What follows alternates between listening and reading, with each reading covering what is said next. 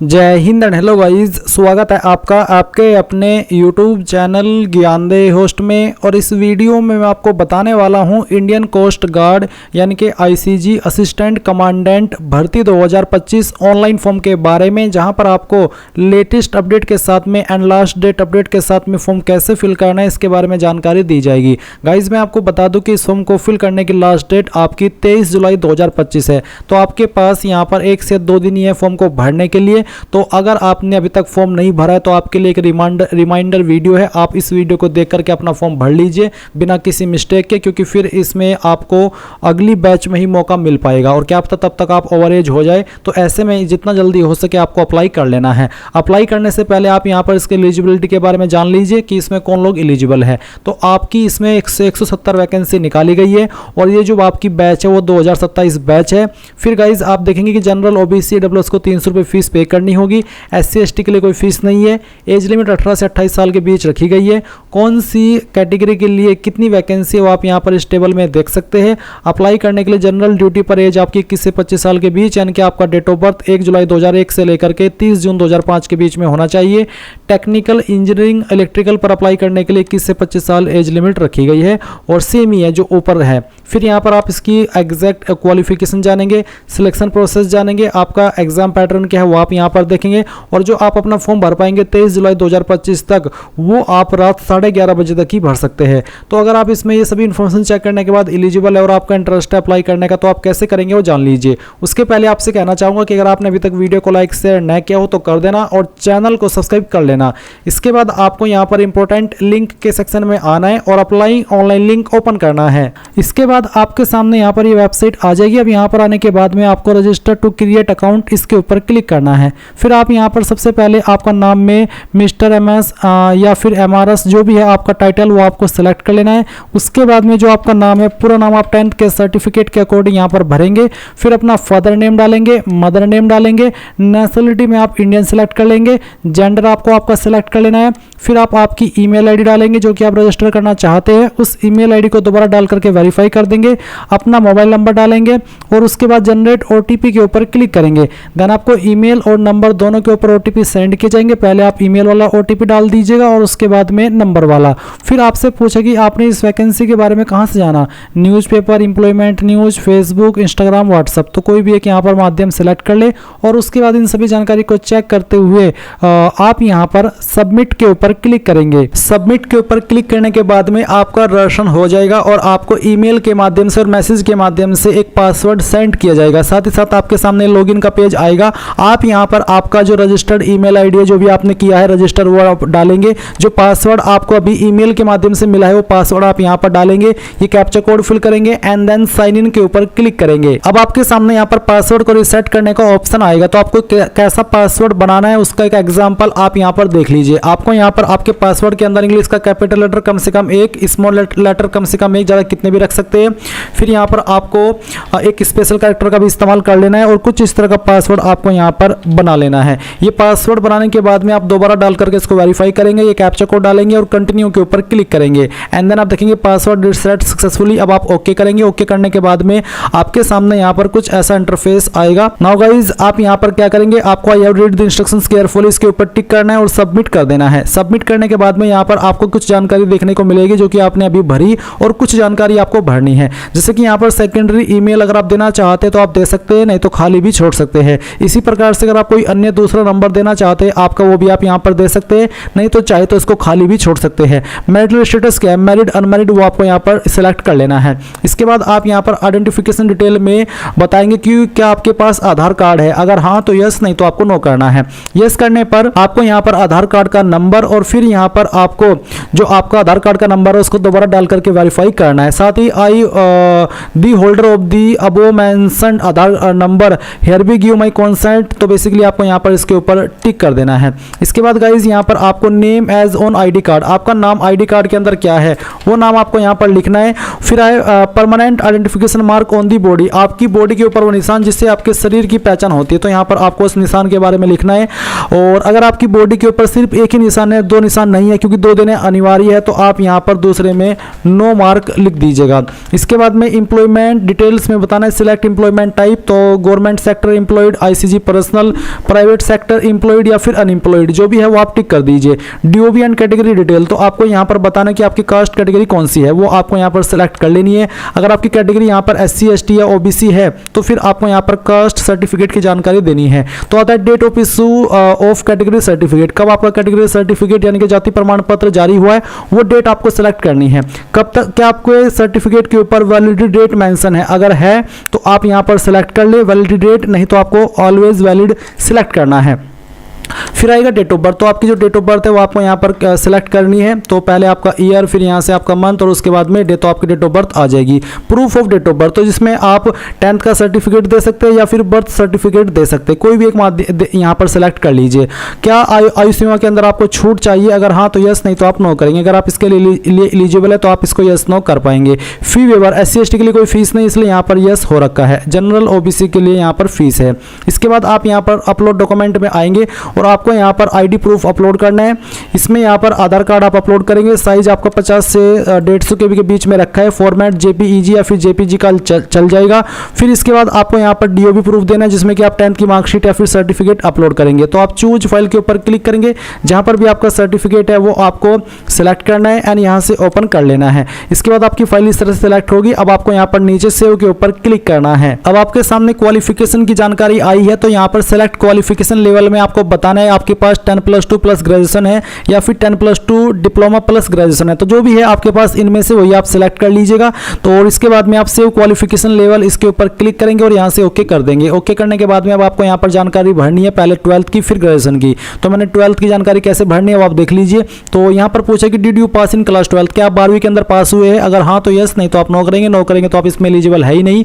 तो year of passing आपको बताना कि किस साल के अंदर आपने आपकी 12वीं पास की है। ये सिलेक्ट करने के बाद में आप यहाँ पर सिलेक्ट एजुकेशन बोर्ड, तो आपका कौन सा बोर्ड है। यहाँ पर आपको काफी सारे बोर्ड देखने को मिल रहे हैं। अगर आपका बोर्ड यहाँ पर है तो यहाँ से सिलेक्ट कर ले, नहीं तो आप अदर भी सिलेक्ट कर सकते हैं।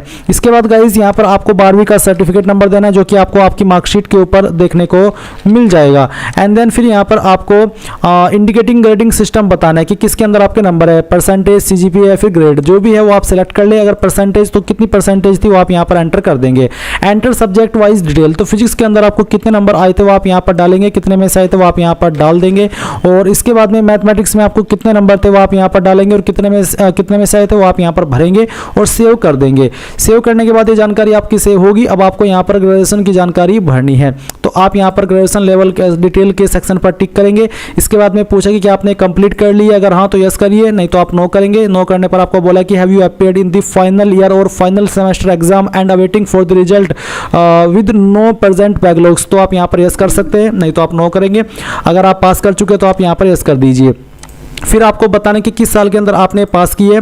इसके बाद में ग्रेजुएशन डिग्री आपकी कौन सी है वो आपको यहाँ पर सिलेक्ट कर लेनी है। अगर आपकी डिग्री इस लिस्ट के अंदर नहीं है तो आप देखेंगे degree note in the list, आप ये सिलेक्ट कर सकते हैं। अगर आपकी डिग्री इसके अंदर है तो आप सिलेक्ट कर लीजिएगा। ग्रेजुएशन स्ट्रीम आपका कौन सा है वो आप यहाँ पर सिलेक्ट कर लीजिए। सिलेक्ट ग्रेजुएशन यूनिवर्सिटी, तो जो भी आपकी यूनिवर्सिटी है वो आप सिलेक्ट कर लेंगे। फिर आता है कोर्स ड्यूरेशन इन ईयर, तो कितने ईयर का आपका कोर्स है वो आप यहाँ पर सिलेक्ट कर लीजिए। एंड फिर किसके अंदर आपके नंबर है वो आप सिलेक्ट करेंगे। एंड इसके बाद है aggregate percentage of all year या फिर ऑल सेमेस्टर या फिर ऑल ट्रिमेस्टर, तो जो भी है वो आप यहाँ पर एंटर कर दीजिए। तो आपको आपकी टोटल परसेंटेज एंटर करनी है। इसके बाद नीचे आएंगे, देखेंगे graduation, enter graduation marks detail, तो आप यहाँ पर ऐड ईयर वाइज डिटेल इसके ऊपर क्लिक करेंगे। अब इसके ऊपर क्लिक करने के बाद ईयर फर्स्ट सेलेक्ट कीजिए। फिर आपको बताइए कि आपके नंबर किसके अंदर है, एनुअल, सेमेस्टर या फिर ट्रिमेस्टर, तो जो भी है वही आप यहाँ पर सिलेक्ट कर लीजिएगा। मैंने एनुअल सेलेक्ट किया, तो फिर आपको बताना कि कितने नंबर आपको आए थे। ये मैं आपको डेमो के लिए नंबर फिल करके दिखा रहा हूँ, आप आपके रियल नंबर फिल करेंगे। इसके बाद में कितने में से नंबर आए थे वो आप यहाँ पर डालेंगे मैक्सिमम मार्क्स में। और फिर इसके बाद में ऐड ईयर वाइज डिटेल के ऊपर क्लिक करके जो सेकंड ईयर है आपको वो भी सिलेक्ट कर लेंगे। उसका जो पैटर्न है वो सिलेक्ट करेंगे, कितने नंबर आपको आए थे वो यहाँ पर डाल देंगे, कितने में से आए थे वो आप यहाँ पर फिल करेंगे। अगेन इसके ऊपर क्लिक करेंगे और यहाँ से आपका जो ईयर 3 है वो भी सिलेक्ट कर लेंगे। इसके बाद यहाँ पर उसका जो पैटर्न है वो आप सेलेक्ट कर लेंगे, कितने नंबर आपको आए थे वो आप यहाँ पर डालेंगे और कितने में से आए थे वो भी आप यहाँ पर डाल देंगे। इसके बाद गाइज यहाँ पर आपको नीचे आना है और पहले तो आपको सेव के ऊपर क्लिक करना है। उसके ऊपर क्लिक करने के बाद ये जानकारी आपकी सेव हो जाएगी। अब आता है आपके सामने पोस्ट सिलेक्शन का ऑप्शन। तो आप यहाँ पर देखेंगे जनरल ड्यूटी और फिर टेक्निकल मैकेनिकल। तो किसके लिए आपको अप्लाई करना है, दोनों पर भी आप अप्लाई कर सकते हैं। क्या क्वालिफिकेशन चाहिए उन पर अप्लाई करने के लिए वो आप यहाँ पर भी चेक कर सकते हैं। तो अगर आपको दोनों पर अप्लाई करना है, आप दोनों पर एलिजिबल है तो वो भी आप कर लीजिएगा। इसके बाद में गाइज यहाँ पर अगर मैंने टेक्निकल मैकेनिकल सेलेक्ट किया तो अब मेरे सामने दो ऑप्शन है पोस्ट प्रेफरेंस के। अगर मैं एक ही सिलेक्ट करता हूं तो सिंपली आप यहां पर एक पर ही अप्लाई करेंगे। तो अगर आप दोनों पर एलिजिबल है या फिर दो पर एलिजिबल है तो आपको यहां पर बताना कि पहली चॉइस किसे देनी है और सेकंड चॉइस किसे देनी है। इसके बाद आप सेव के ऊपर क्लिक करेंगे और यहां से आप सबमिट कर देंगे। एंड देन यहाँ पर गाइज आपके सामने जो कम्युनिकेशन डिटेल है वो आएगी। तो आपको आपका परमानेंट एड्रेस भरना है, जैसे कि हाउस, स्ट्रीट, लैंडमार्क क्या है आपके एड्रेस का, phone number with area code, आपकी स्टेट यहाँ से आपको सिलेक्ट कर लेनी है, आपकी डिस्ट्रिक्ट कौन सी है वो डिस्ट्रिक्ट आप यहाँ पर सिलेक्ट कर लेंगे, आपकी सब डिस्ट्रिक्ट कौन सी है वो सिलेक्ट कर लीजिए। पिन कोड आपको यहाँ पर आपका एंटर कर देना है। पोस्ट ऑफिस कौन सा है नज़दीकी वो आप यहाँ पर एंटर कर दीजिएगा। और उसके बाद में अगर आपका परमानेंट और प्रेजेंट एड्रेस एक ही है तो यहाँ पर टिक कर दीजिए, अगर अलग है तो अनटिक करके अलग से भर दीजिएगा। फिर डोमिसाइल स्टेट, कौन सी स्टेट के आप निवासी है वो स्टेट आप सिलेक्ट कीजिए और सेव के ऊपर क्लिक कर दीजिए। अब एडिशनल डिटेल का सेक्शन है। तो यहाँ पर कुछ सवाल आपसे पूछे, जैसे कि whether having NCC ABC certificate, अगर हाँ तो यस, नहीं तो आप नो करेंगे। और फिर इसके बाद में क्या आपके ऊपर कोई क्रिमिनल केस दर्ज है, तो आपको यहाँ पर इन सभी सवालों को पढ़ना है और उसके अकॉर्डिंग आंसर करना है। मेरे अकॉर्डिंग इन सभी में नो ही रहेगा, क्योंकि ये कोर्ट से केस से जुड़े हुए सवाल है। एक सवाल है कि क्या आप ब्लैक लिस्ट किए गए हो, अगर हाँ तो यस कर दीजिए, नहीं तो आपको नो करना है। एंड देन सेव के ऊपर क्लिक करना है। इसके बाद गाइज यहाँ पर आपके सामने जानकारी आएगी आपकी अपलोड डॉक्यूमेंट की। तो फोटो कैसे अपलोड करना है वो आप देख लीजिए। आपको आपका डेमो आपके सामने, आपको आपकी चेस्ट के सामने स्लेट पकड़नी है इसी तरह से जैसे कि आपको सैंपल इमेज में बताया है। और फर्स्ट नेम लिखना है, नेम लिखने के बाद में, और लास्ट नेम लिखना है, और डीओपी यानी कि डेट ऑन फोटो। इसके बाद में जिस डेट में आपने फोटो को लिया है वो डेट आप यहाँ पर लिखेंगे। एंड उसके बाद आप यहाँ पर आपका सिग्नेचर अपलोड करेंगे। तो आप यहाँ पर चूज फाइल के ऊपर क्लिक करेंगे और जहाँ पर भी सिग्नेचर है वो सेलेक्ट करेंगे और ओपन कर देंगे। इसके बाद में आप यहाँ पर कंटिन्यू टू इमेज करेक्शन, इसके ऊपर क्लिक करके इसको इस तरह से प्रीव्यू इमेज पर क्लिक करेंगे और यहाँ से सबमिट कर देंगे। देन गाइज आपका जो सिग्नेचर है वो यहाँ पर आ जाएगा। आपको ध्यान में ये भी रखना है कि जो आपका फोटो का फाइल रहेगा वो आपका पासपोर्ट फोटोग्राफ का रहेगा, पासपोर्ट फोटोग्राफ, जो कि यहाँ पर आपको बताया है। इस तरह से सिग्नेचर को आपको फाइल को नाम देना है सिग्नेचर, और लेफ्ट हैंड थंब इंप्रेशन को लेफ्ट थंब इंप्रेशन, और राइट को राइट थंब इंप्रेशन। इस तरह से आपको फाइल नेम देना है। जैसे कि अब मैं यहाँ पर upload left thumb impression select करता हूँ तो चूज फाइल के ऊपर क्लिक करेंगे। इसके बाद में आप यहाँ पर फाइल सेलेक्ट करेंगे एंड फिर ओपन कर देंगे। उसके बाद में कंटिन्यू टू इमेज करेक्शन के ऊपर क्लिक करके इसको यहाँ पर इस तरह से क्रॉप कीजिएगा और फिर यहाँ पर आपको प्रीव्यू इमेज के ऊपर क्लिक करना है और यहाँ से सबमिट कर देना है। तो आपका यहाँ पर left hand thumb impression upload हो जाएगा। सेम वे में आपका राइट थंब इंप्रेशन आप अपलोड करेंगे। एंड उसके बाद में गाइज आपको यहाँ पर एक लाइव कैप्चर इमेज अपना लेना है। तो आप यहाँ पर स्टार्ट कैमरा के ऊपर क्लिक करेंगे और यहाँ पर आपको आपका इमेज इसमें कैप्चर करा लेना है, जो आपको एक यहाँ पर डेमो दे जाएगा उसमें, और फिर आप सेव के ऊपर क्लिक कर देंगे। अब गाइज आपके सामने यहाँ पर स्टेज फर्स्ट का जो सिटी सिलेक्शन है वो आ जाएगा। आपको यहाँ पर is there any city listed within 30 kilometre radius from your present address. तो आपको यहाँ पर बताना है कि क्या जो आपके 30 किलोमीटर के अंदर कोई सिटी है इनमें से, अगर है तो आप यहाँ पर यस करिए, नहीं है तो आप नो करेंगे। एंड उसके बाद में आपको यहाँ पर आपकी स्टेट सेलेक्ट करनी है। फिर किस स्टेट के अंदर आप उस स्टेट की कौन सी सिटी में आप प्रेफरेंस देना चाहते हैं एग्जाम सेंटर के रूप में, वो आपको सेलेक्ट करना होगा। पहली चॉइस आप सेलेक्ट करेंगे, फिर आपको सेकंड चॉइस सेलेक्ट करनी है। स्टेट में आप चाहे तो एक सभी में एक ही सेलेक्ट कर सकते हैं चॉइस, पर उसकी जो सिटी है वो आपकी अलग अलग होनी चाहिए। तो इस तरह से आपको ये यहाँ पर सेलेक्ट करनी है, जैसे कि मैं आपको सेलेक्ट करके दिखा रहा हूँ। ये सिलेक्ट करने के बाद में गाइज आप यहाँ पर आपका जो अगला प्रेफरेंस है स्टेट का वो देंगे और फिर उसकी सिटी भी आपको सेलेक्ट कर लेनी है। एंड इसके बाद आप यहाँ पर सेव के ऊपर क्लिक करेंगे, जानकारी सेव होगी एंड देन आपके सामने स्टेज 2 की सिटी सिलेक्शन आएगी। आपको यहाँ पर आपका जो सिटी है वो इस तरह से सिलेक्ट कर लेना है। ये सिलेक्ट करने के बाद में आप यहाँ पर नीचे सेव के ऊपर क्लिक करेंगे और यहाँ से आप इसको क्लोज कर देंगे। अब आपके सामने आपके फॉर्म का प्रीव्यू आ चुका है। आपने जो भी जानकारी शुरू से लेकर अभी तक भरी है वो आपके सामने है। आप एक एक करके सभी जानकारी चेक कर लीजिए और अगर आपको लगता है कि किसी सेक्शन की जानकारी गलत हो गई है तो उसके सामने ही आपको एडिट का ऑप्शन दिया है। आप एडिट के ऊपर क्लिक करके उस सेक्शन की जानकारी को एडिट कर लेंगे। एंड जब आपको लगे कि सभी जानकारी सही है तो आप यहाँ पर सिटी के अंदर जिस सिटी से आप इस फॉर्म को भर रहे हैं उस सिटी का नाम आपको यहाँ पर एंटर करना है, इन सभी के ऊपर आपको यहाँ पर टिक करना है जो आपको यहाँ पर ये डिक्लेरेशन दिए गए हैं। तो एक एक करके सभी के ऊपर आपको टिक करना है, क्योंकि अगर आपने कोई भी डिक्लेरेशन मिस किया तो फिर आपका फॉर्म सबमिट नहीं हो पाएगा। इन सभी के ऊपर टिक करने के बाद में आप सेव के ऊपर क्लिक कीजिए और यहाँ से एक बार फिर से इन सभी जानकारी को चेक करते हुए कंफर्म डिटेल्स के ऊपर क्लिक कीजिए। एंड देन गाइज आप यहाँ पर देखेंगे your application detail are confirmed successfully. अब आप ओके कीजिए। अब आपको यहाँ पर फाइनल सबमिट के ऊपर क्लिक करना है। इसके ऊपर क्लिक करने के बाद आपका फॉर्म सबमिट हो जाएगा और फिर आप व्यू एप्लीकेशन फॉर्म के ऊपर क्लिक करके आपका एप्लीकेशन फॉर्म व्यू भी कर सकते हैं और यहाँ से प्रिंट भी कर सकते हैं।